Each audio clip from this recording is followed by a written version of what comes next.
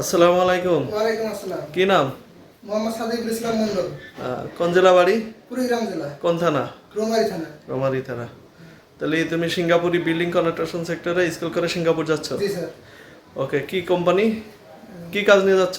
Electrical কাজ। Electrical. যাই হোক, তুমি ইলেকট্রিক্যাল কাজ নিয়ে যাচ্ছ সিঙ্গাপুরি, কিন্তু তুমি স্কেল করেছো বিল্ডিং কনস্ট্রাকশন সেক্টর। একদম বিল্ডিং কনস্ট্রাকশন সেক্টরে কাজটা কি হতে পারে এটা কিন্তু তুমি যাচ্ছ ইলেকট্রিক্যালের কাজ নিয়ে, কিন্তু বিল্ডিং কনস্ট্রাকশনের একটা বিল্ডিংয়ের যত অবকাঠামো আছে সব ধরনের কাজ হতে পারে। তোমার রিভার কাস্টিং, আমি সর্বপ্রথমই বলি রিভার কাস্টিং, হতে পারে টাইসের কাজ, হতে পারে হেকিংয়ের কাজ, হতে পারে সাপু সাপু অর্থাৎ কিলিং, হতে পারে মপ, এটাও কিলিং। বিভিন্ন ধরনের কিলিংয়ের কাজ আছে, হার্ড কাজ আছে। এখন হার্ড কাজ কি? রিভার কাস্টিং, রিভার মানে লোয়া, লোয়া টানাটানি, কাস্টিং মানে যে ঢালাই দেয়া, টাইস, সিলিং পার্টিশন, রং, বিভিন্ন ধরনের। অর্থাৎ একটা বিল্ডিং কনস্ট্রাকশন বলতে একটা বিল্ডিংয়ে যত অবকাঠামো আছে সবই বিল্ডিং কনস্ট্রাকশন সেক্টরে পড়ে। এখন নতুন যাচ্ছ, মেনে সিঙ্গাপুরি নিয়ম কারণ মেনেই কাজ করতে হবে। কথা ক্লিয়ার? এ হলো বিষয়।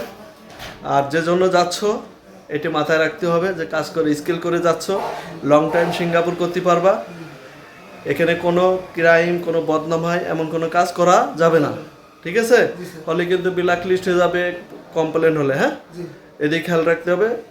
আর একটা হলো নিয়ম কারণ, সেফটি ফার্স্ট, এই ফলো করে কাজ করতে হবে। আগে নিজের লাইফ সেফ, তারপরে কাজ। আর একটা বিষয় মাথায় রাখতে হবে, সেটা হলো টাকার জন্যই মা বাপ আপন দেশ ছেড়ে চলে যাচ্ছে অন্য ভিন্ন দেশে। এই দেশে সিঙ্গাপুর কিন্তু প্রচুর পরিশ্রম, কষ্টর কাজ। এখন টাকা কামানোর যত কষ্ট সিঙ্গাপুরি, তার থেকে বেশি কষ্ট টাকা ধরে রাখা।